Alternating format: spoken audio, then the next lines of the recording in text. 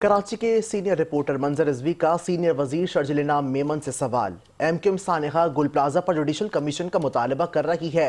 आपको सब पता है, आप जुडिशल इंक्वायरी करवा लें। सीनियर वजीर शर्जिल मेमन ने क्या जवाब दिया, आइए आपको भी दिखाते हैं।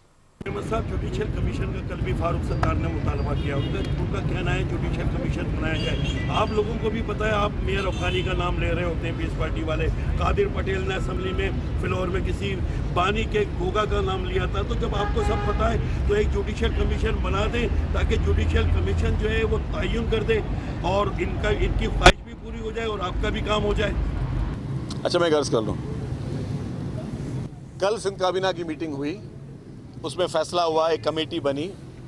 उस कमेटी को चीफ मिनिस्टर साहब हेड कर रहे हैं और 5 रुकनी काबीना की मेंबर उसमें हैं, इंक्लूडिंग चीफ मिनिस्टर साहब। और काबीना ने एम्पावर किया उस कमेटी को कि आप जो रिपोर्ट आनी है, और मेरे ख्याल से अभी आ भी चुकी होगी, उस रिपोर्ट को देखें, उसका तयन करें। और अगर आप समझते हैं, अगर वो कमेटी जो कि चीफ मिनिस्टर साहब के अंडर है वो समझती है कि जुडिशल कमीशन कायम करना चाहिए, तो ज़रूर कायम होगा।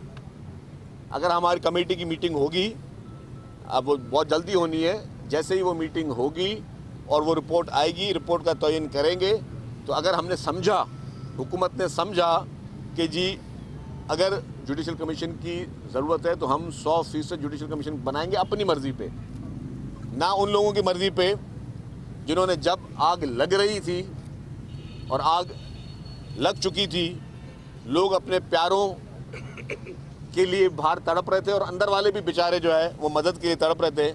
उस वक्त कोई एक उठ के आ जाए कि जी मुझे 18वीं तरमीम ख़त्म कर दो, एक आ जाए जी कि कराची को वफाक के हवाले कर दो, एक बोल दे जी ये कर दो।